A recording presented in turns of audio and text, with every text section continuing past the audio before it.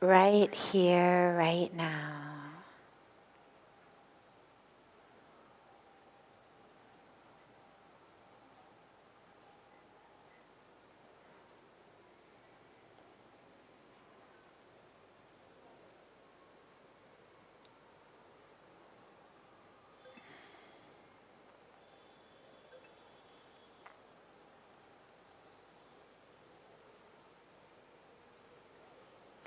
And just allow the awareness to merge with your breath. Feel that power of attention. Feel that power of attention pulling in from being focused on the things in the world around that just keep moving. And pull that awareness into the breath.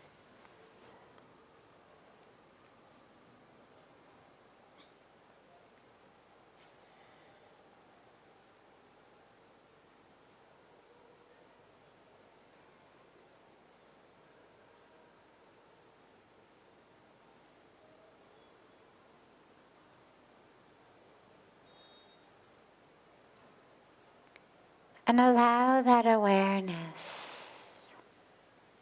to just become fully immersed in the breath. If anything else distracts you, just bring the awareness back to the breath.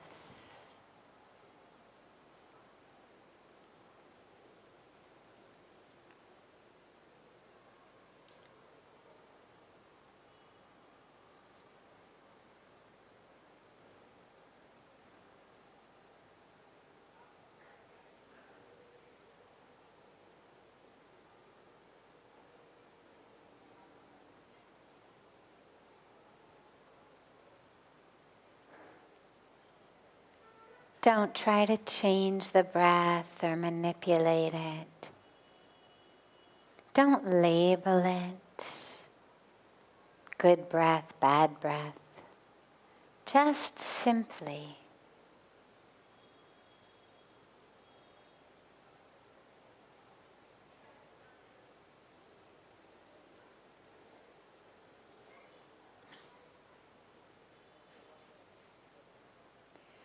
on the end of each exhalation,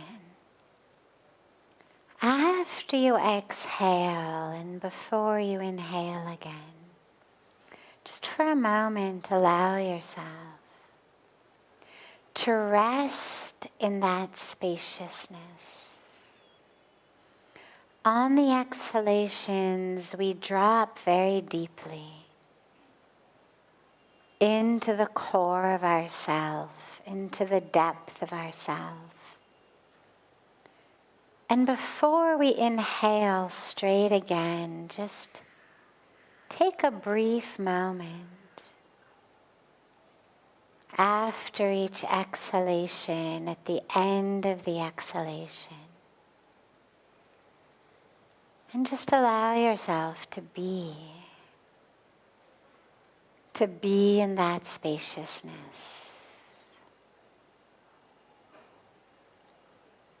The next inhalation will happen automatically on its own as the body needs oxygen. But until it happens on its own, just allow yourself to be in that perfect spaciousness. The expanding stillness.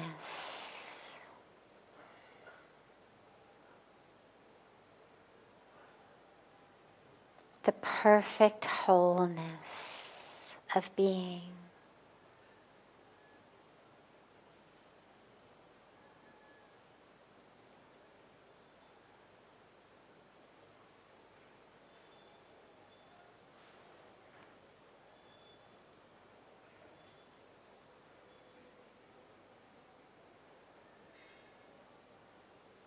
You're not holding the breath. It's not a pranayama exercise. You're just allowing yourself after the exhalation to realize that you don't need to inhale immediately right away. You can just drop into that spaciousness.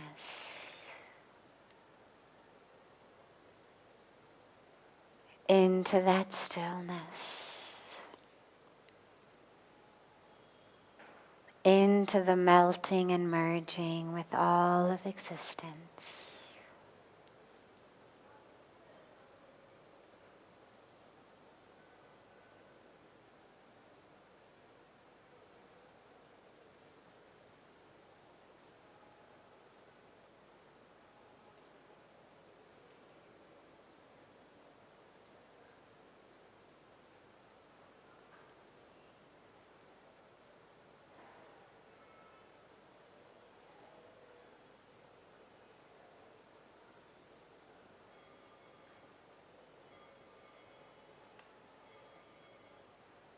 Slowly and gently, bring the palms of your hands together at chest level and rub them against each other.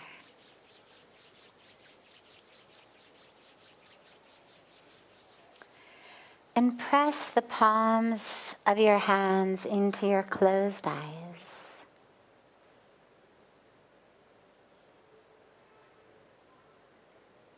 Slowly lower the hands and open the eyes.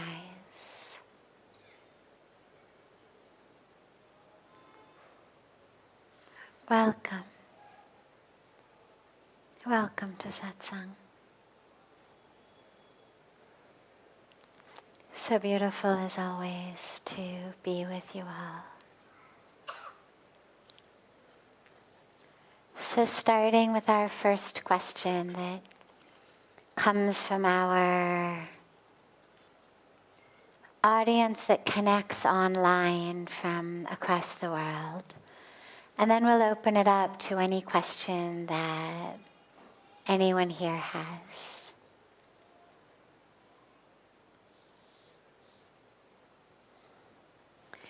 I've done so much sadhana to realize the self, but I'm still suffering. I've done so much sadhana to realize the self, but I'm still suffering.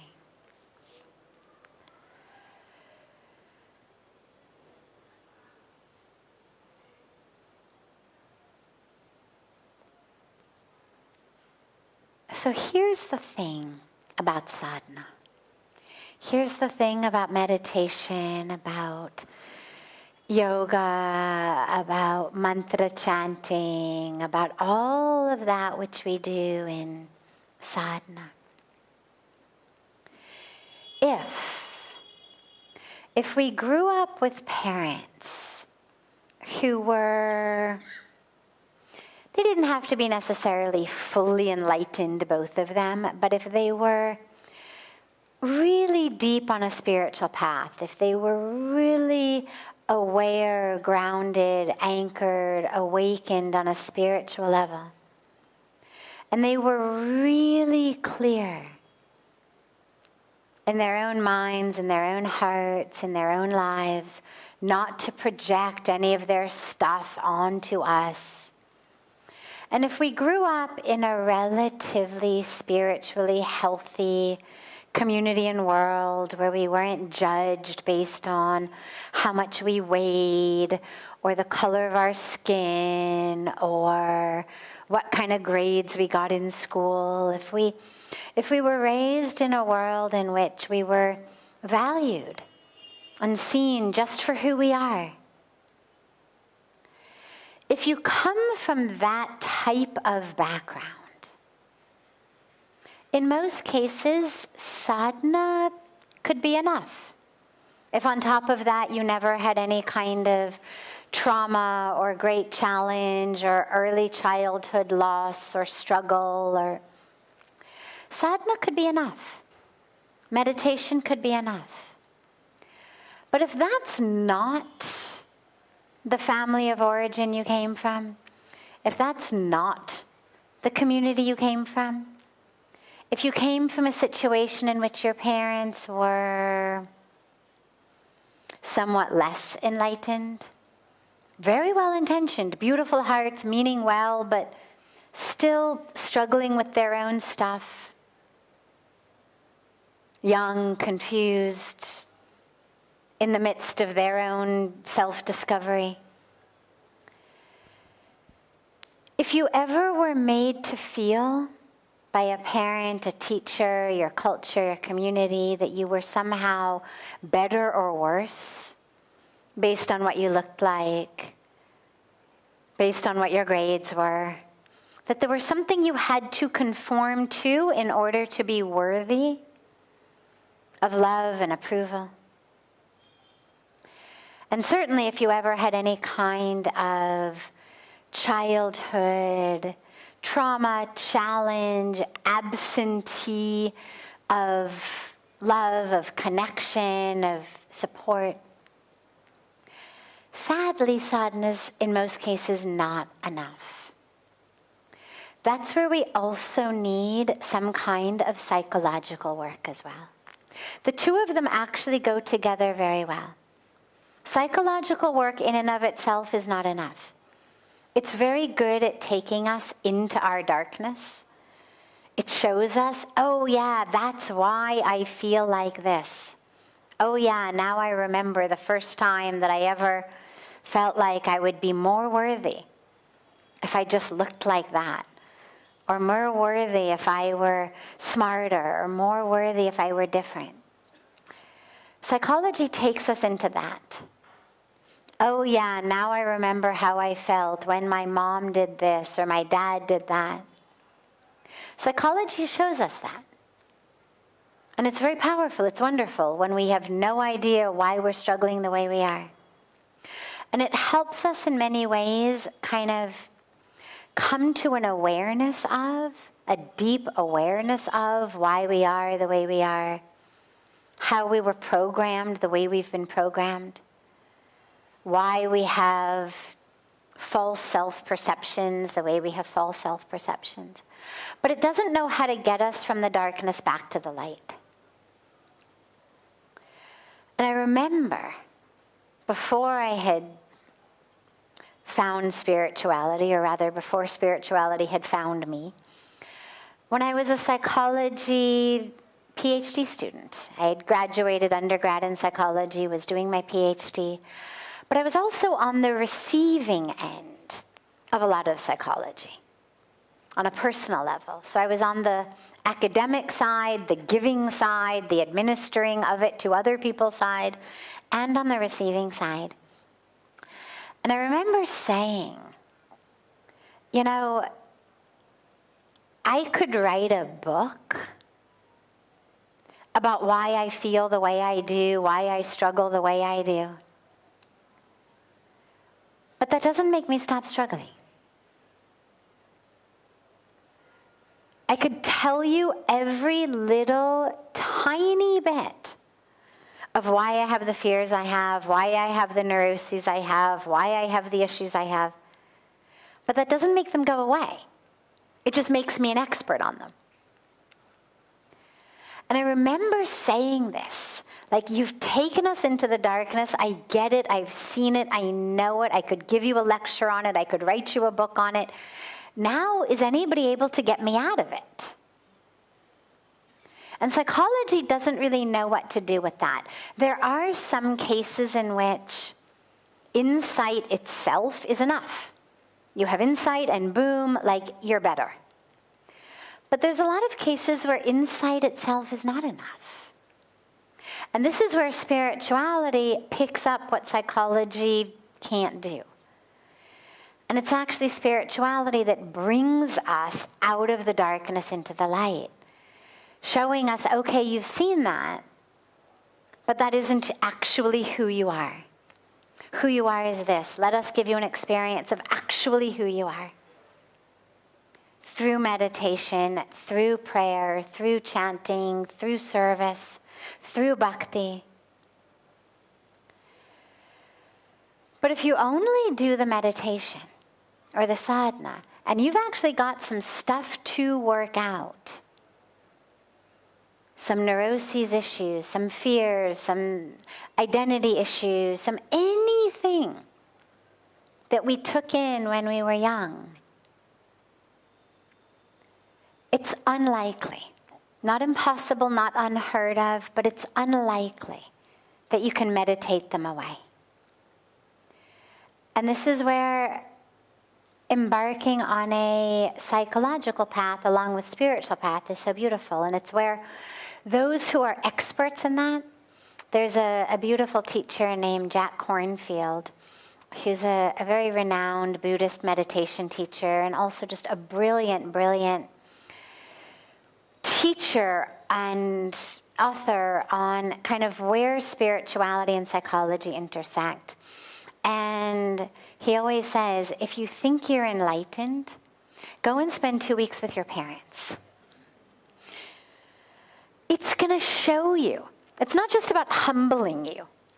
It's going to show you exactly where you've got work to do. It's going to show you exactly where you're triggered. Exactly what comes up for you. Yes, we have these deep, deep experiences in meditation, and then we have to also work through it in relationship. The point of the deep meditative experiences is not that I should then have to live in a cave in the mountains forever. Ultimately, we should be able to move through whatever world we want to move through. If you want to live in a cave in the mountains forever, God bless you. Beautiful. But if you don't, if you actually feel like your dharma is different, that your purpose is different, that you're being called in different places, well, then you need to know how to interact in relationship, in community, without being triggered. And that's where psychology comes in. So, as our beloved family member says that she's still suffering, I would recommend, if after all the sadhana you're still suffering, embark on a short course of some psychology, some personal depth, awareness, understanding, kind of self-inquiry path with a psychologist, a therapist, a coach, somebody who can help you really go deep. What is the root of that suffering? And then once you've looked at that and healed that, you'll be able to come back into the sadhana much stronger. Otherwise, a lot of us are like leaky buckets. We do all the meditation. We have all the beautiful experiences. We have these divine, very real, very powerful experiences of the self. But our container is leaky. And so for a while it feels great, and then slowly, slowly you notice that, oh my God, my container is empty. How did that happen? Because it's leaky. The holes in the bucket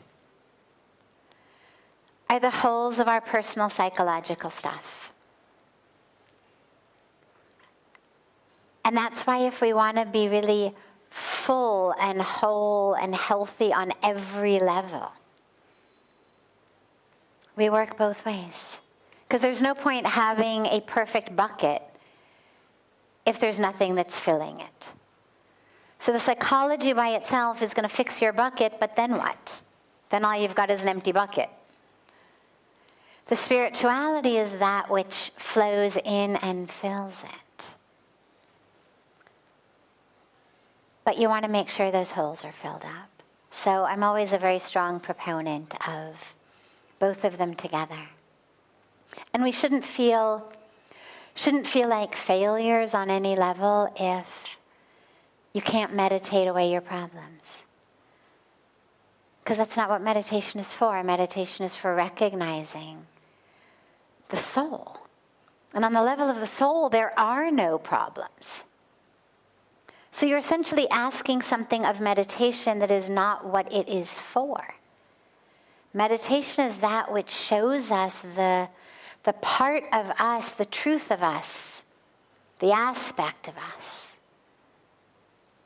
which isn't the personality, which isn't the psyche, which isn't the ego, which isn't the one who had the childhood we had or the experiences we've had. The soul is just soul. Unbroken, undivided, divine, never born, never dies, untouchable, eternal, unshakable. But then here we are having this very human experience. And having the experience of soul is exquisite and beautiful, and it's why we're here to remember that. But if you're having issues on the very human interaction level, it's not the role of the meditation to fix it. It's the role of working with the humanity. Great. Other questions? Yes. Thank you. Namaste. Namaste. Do you have concrete practical tools to help us make peace with our bodies? Practical tools to make peace with our bodies.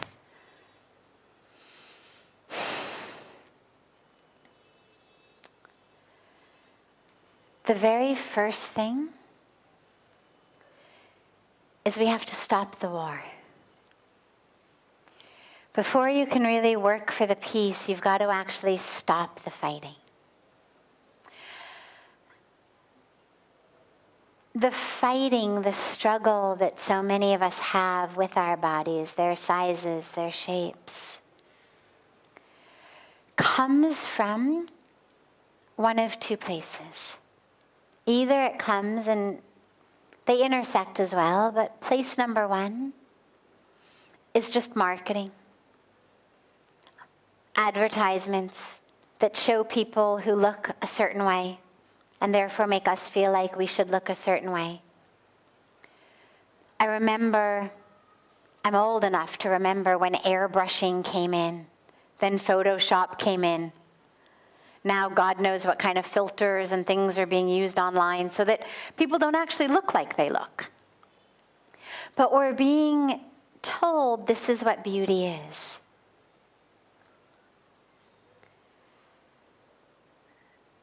And when we try to live up to that and we feel like we fail, we hate ourselves. And so then we engage in warfare against our own bodies. Restriction, hatred, denigration, all of that. All of the different ways that we harm ourselves. The other way that that feeling about the body comes, so one is this externally imposed, you should look different, you're not worthy unless, you're not beautiful unless. Another is a way that comes from within, in which the body becomes the only thing that we can control. And this is what you see a lot when you're dealing with much more severe aspects of eating disorders, anorexia, bulimia, in which when the world outside feels uncontrollable, when we feel like we're not able to properly control the people around us, the world around us, that which is happening to us from around us, controlling our body becomes the way that we grab some control over our lives. And so it typically becomes a lot of restriction around food or excess around exercise or whatever it is. But it's a way of trying to gain control within. It becomes a way of self-protection. That I'm going to somehow protect myself from the chaos and the unpredictability outside. by at least controlling that which goes in. If it's that one,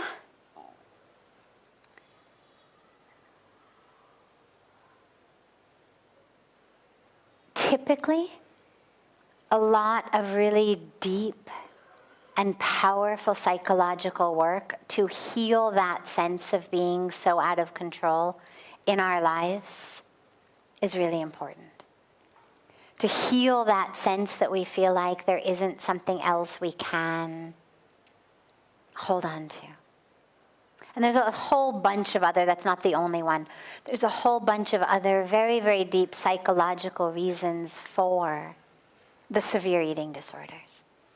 But in terms of the self-hatred of the body that most of us have, that doesn't necessarily get to the level of that severe eating disorder that most people just have it because we live in society and culture tells us you should look like this, weigh this much, have the body be like this.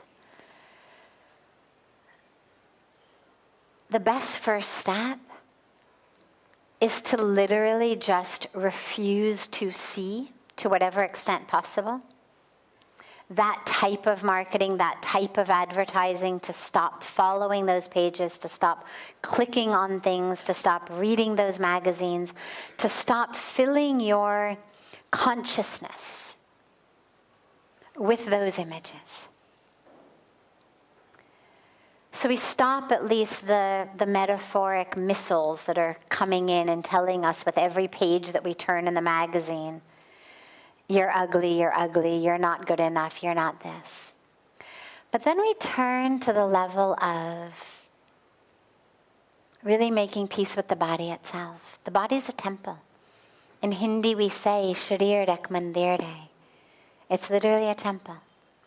And I have found on a personal level, as someone who has struggled, by God's grace, not for the last 27 years, but in the first 25 years of my life, struggled greatly with issues of body image, with a severe eating disorder. And what I found in spirituality was, well, two things. Number one, a very, very deep awareness that you are not that body to begin with. And I guess that's the deepest and most powerful level, is the awareness that whatever it weighs, whatever it looks like, whatever its size is, it's actually not who you are. And so that breaking of the association of me from this thing is very powerful. It's not who you are. Your body's changed 1,000,000 times since you took birth.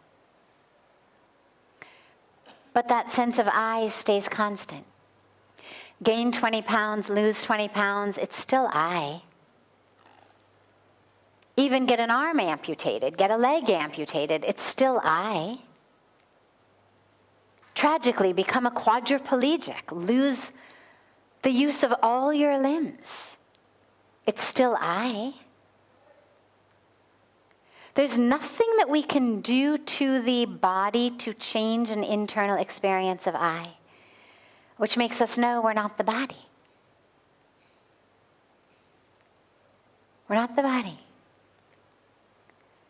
So that's the deepest level, is truly the awareness there is this thing, but it isn't me. And a spiritual practice that gets you in touch with who I actually am, through meditation, through introspection, through yoga, through a practice of Gyan Yoga, wisdom, self-inquiry into who am I, reading books, listening to talks about who are you really, getting a sense of who you really are, other than what our own minds and our culture tell us we are, which is just what you look like and how much money you make.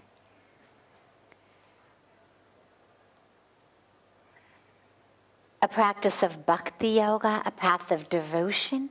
And it doesn't matter what your religion might be, completely irrelevant. but an experience of loving the divine. And you may connect with the divine through God. You may connect with the divine through a tree or through a sunset. It doesn't matter. But an experience of loving and being loved by a perfect universe of which you are part. And just dropping into an experience of that perfection.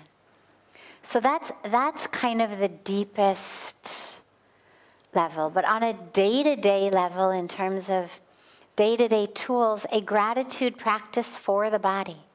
Every day when you wake up, thank God my eyes open. I mean, literally, probably, the first words out of my mouth in my mind every morning are, thank you so much, God, for this incredible body. And I do this literally with my hands, thank you. Oh my God, look, we're all still here. Right? I mean, there's no guarantee. There's no guarantee you're going to go to sleep and it's all going to be there in the morning.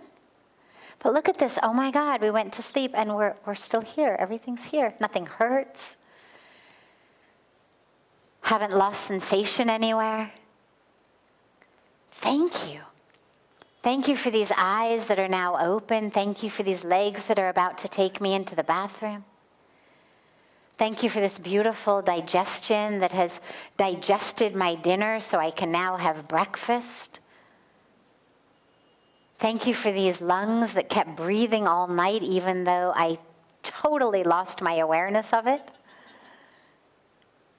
Thanks for not depending on me for that. And you just practice this gratitude for the body.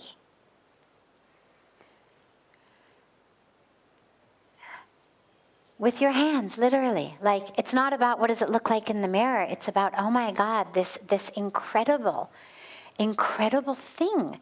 It works. I think raise my arm raises. I mean, amazing. There's nothing else in the world like that. I can tell the cup, okay, it's not going to do it. No matter how much I tell that cup, okay, rise up. It's not going to do it.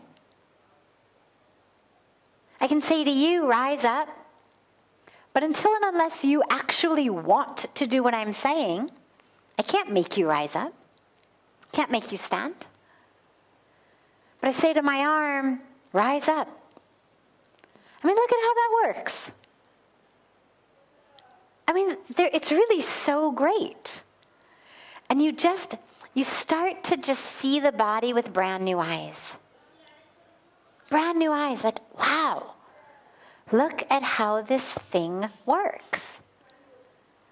And isn't that beautiful? And so just start a practice of gratitude for your body. In the morning, in the night, thank you so much. I know you were so tired today. But look at that, you made it through the whole day. Whole day, you didn't collapse once. Good job, look at that. You supported me all day long. My neck didn't fall off my head, or my head didn't fall off the neck. Right? I mean, it takes actually a lot of muscle. It's not easy. All of our bodies are actually using a lot of muscle and coordination and energy to just sit here. To just keep ourselves like this.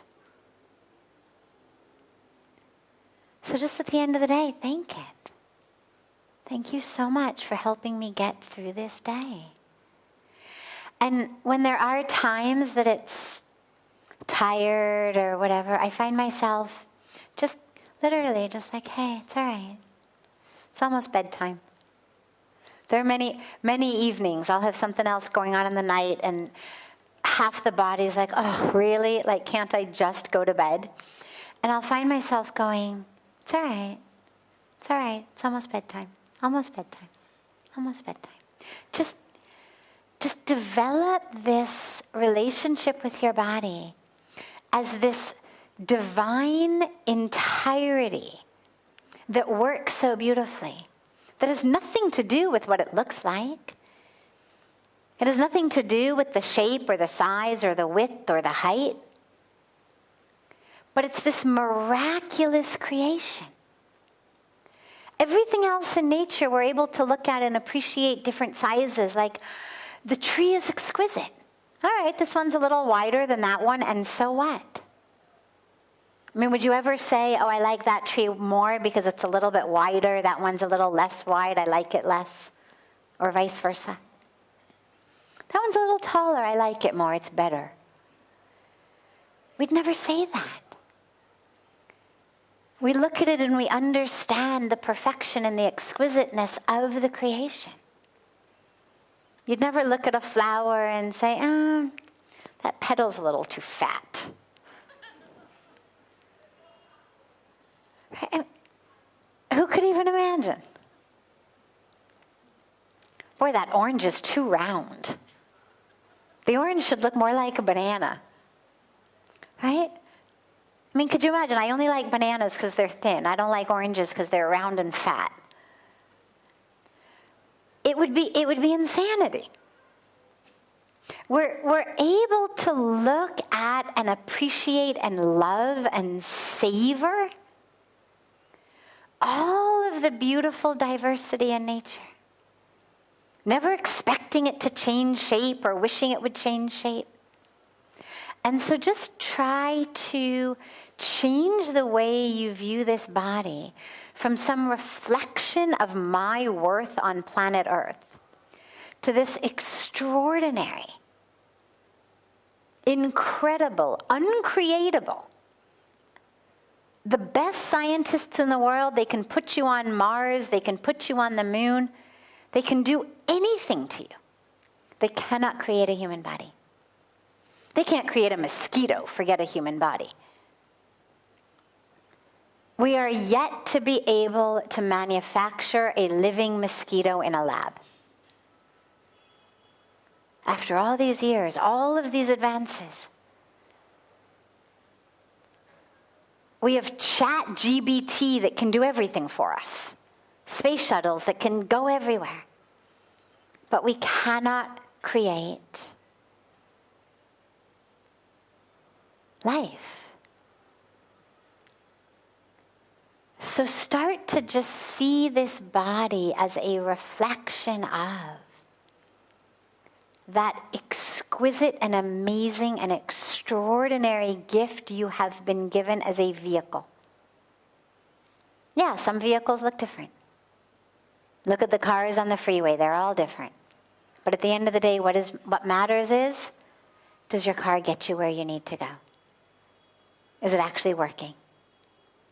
That matters much more than what it looks like. Does it work?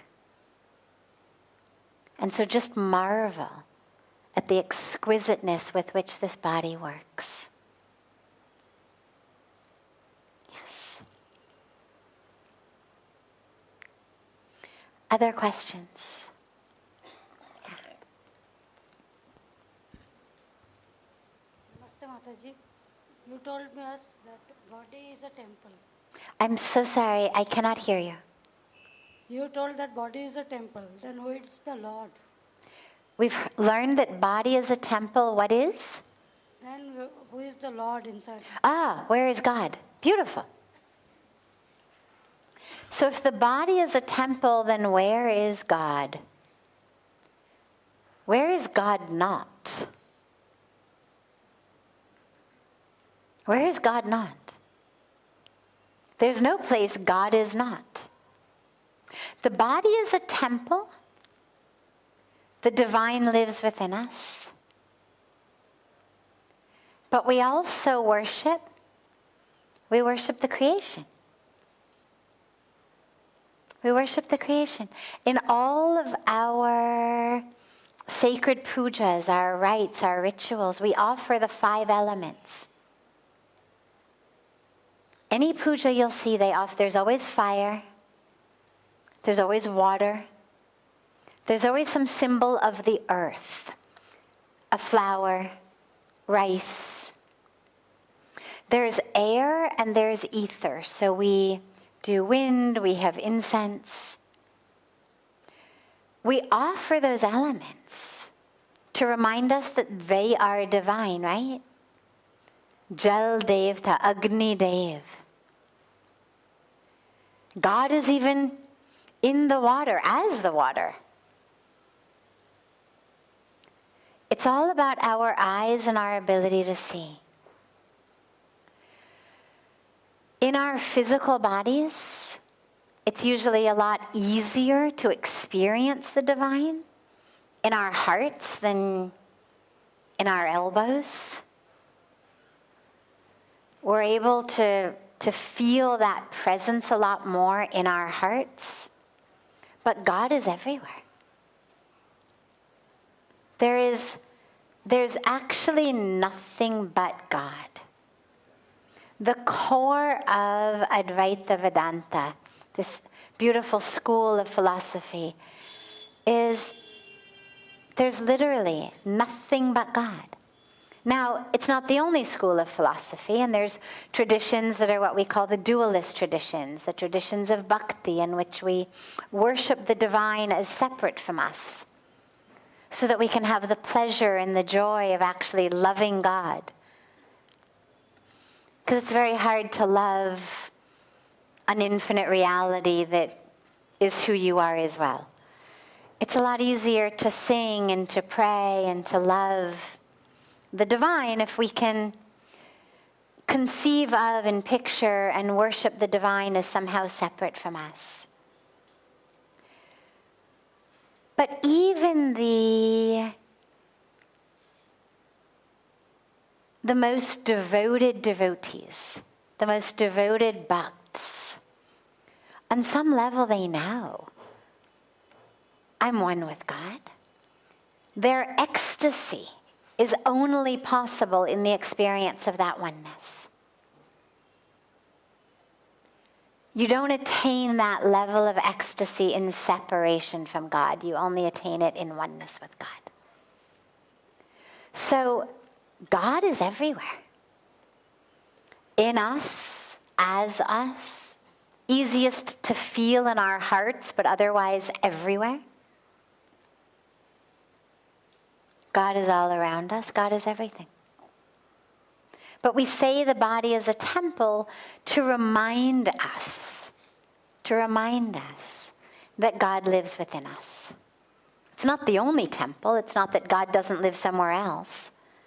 But otherwise, we tend not to take very good care of our bodies. We tend to desecrate our bodies. We tend to live in a very kind of objectified way. We think of ourselves as objects. I just need more and more and more. Possessions, pleasure, things, whatever. We then think of others as objects. Either someone I need to use to get ahead or someone I need to move out of my way.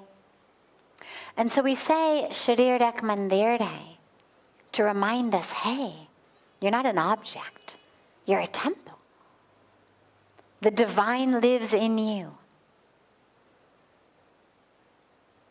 But in addition to living in me, God is everywhere. Beautiful. Other questions? Yeah.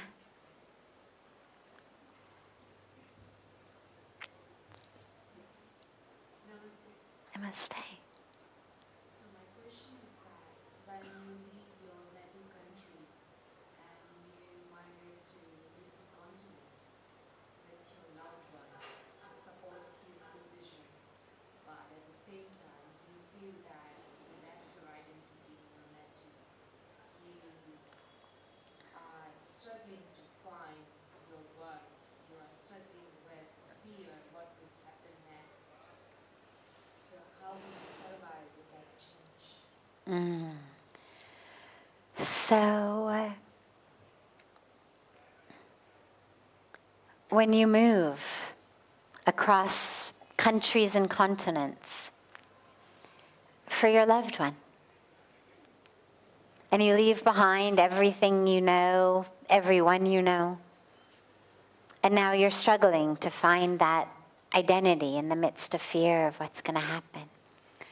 So it's very hard, it's very difficult. And this is where it's most important to remember and realize that who you are exists within, and you take yourself with you. That you are not your relationships.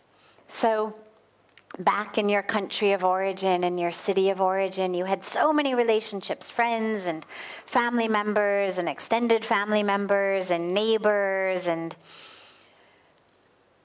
acquaintances. Now you don't have anybody but that loved one. But remember, who you are is not those relationships. Who you are has come with you. Your identity is the same. Your identity is not based on those relationships. A lot of us misunderstand who we are based on our relationships. It's the primary source of this false identification, the ego identification, that makes us think, oh, I am this relationship, or I am this job, or I am this. Everybody knows me. I was this, I was that, I was homecoming queen, I was whatever it might be. Now you leave that, no, nobody knows I was homecoming queen. Nobody knows I was this, nobody knows I was that. Think of it as actually a really beautiful opportunity to essentially start again. Without all of those relationships and roles and expectations that everybody had of who they thought you were. Use this as a beautiful opportunity to now create new friendships, new relationships, based on who you really are. What do you want to share with people? What do you want to project into the world? How do you want to be seen, thought of, understood, remembered? Now you have this opportunity. A brand new slate. All these people who don't know you. So now you get to decide, how am I going to be in the world? And that's a very beautiful opportunity. Because one of the things a lot of us struggle with as we change, as we grow spiritually, is that all of those who have known us for a long time, they don't see the change. They keep treating us like we were the same person. And we keep saying, but I've changed, I'm not. But they cannot see it. And it's very frustrating. You have a beautiful opportunity where there is no one who knows you how you used to be. You get to start over. So ask yourself, really, who's the truest expression of myself? And how can I share that with people? And it's a beautiful opportunity to share your love. Make connections with people. New connections. I'm not saying it's easy. But the point is, here you are. Or there you are, whichever is the new one. And you can't rewind history. So there you are. And assuming that this loved one you went with is the one you want to be with, well, there's your place. So the question is, how do you make that home? It's like that beautiful saying, right? Home is where the heart is. Bring your heart and create a home. And then that home will expand and it will start to include others, and slowly it'll become like a magnet of love. And your community will grow. And your friends will grow. It's a temporary period where you feel so alone. And I know it's not easy. But it's the time that just requires some grit, some just strength to push through it. And know that you've got this beautiful opportunity of co-creating a whole new life. And then, of course, you get to come back and visit the old life, so you get both. Beautiful. Yeah. Yeah, yeah.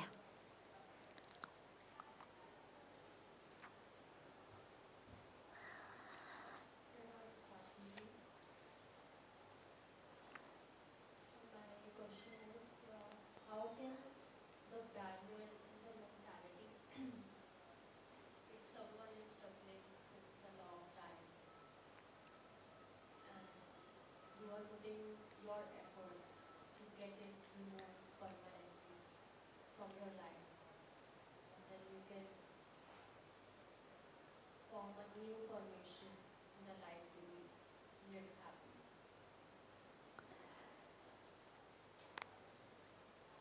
We will start with that question tomorrow. Okay? Are you going to be with us tomorrow? Good. So we will take your question first tomorrow so that we can really dive into it fully and completely, okay? 'Cause I don't want to do it in just a short way, okay? So we'll start with it. Beautiful. Have a beautiful, beautiful rest of your evening, everyone. A beautiful day to our family joining us online from around the world. And I look so forward to seeing you all tomorrow. And so much love.